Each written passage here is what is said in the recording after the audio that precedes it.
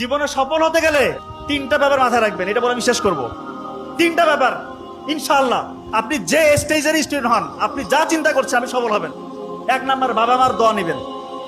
মা যদি বেঁচে থাকে মায়ের পায়ের নিচে বসে থাকেন, কান্নাকাটি করেন।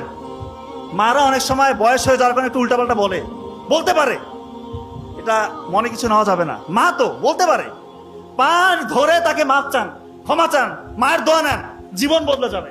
কোথায় যাবেন আপনি চিন্তা করতে পারবেন না। বাবা বেঁচে থাকলে বাবার দোয়াটা নেন।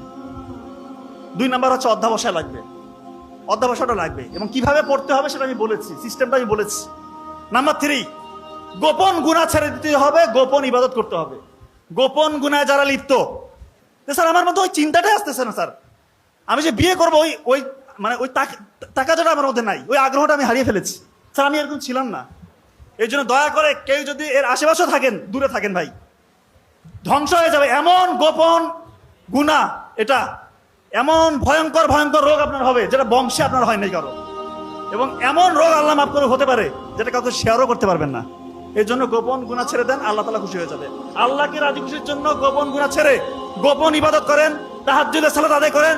যে স্বপ্ন আপনি দেখবেন সে স্বপ্ন ইনশাআল্লাহ বাস্তবে রূপান্তরিত করতে পারবেন, এটা আপনি বিশ্বাস করেন।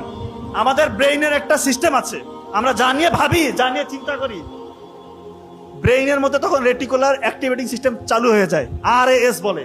জানিয়ে চিন্তা করবেন, জানিয়ে ভাববেন, ব্রেইন তখন আপনাকে ওইভাবে পরিচালিত করবে। আর আল্লাহর সাথে কানেকশন তো আপনার আছেই। তার মানে এখন যারা চিন্তা করছেন যে আমি বড় ডাক্তার হব বা ইঞ্জিনিয়ার হব, বড় সায়েন্টিস্ট হব, ইসলামীর বড় দিনের দায়ী হব, আলেম হব, ইসলামকে নিয়ে চিন্তা করেন।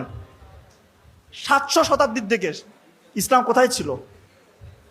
এমন বিস্তৃত সাম্রাজ্য তারা দখল করেছিল, ওই সময় পর্যন্ত কারো অধীনে এত বড় রাজ্য ছিল না। অত শুরু হয়েছিল কোথায় থেকে? একটা সামান্য একটা গোত্র, একটা উপজাতি ছিল তারা।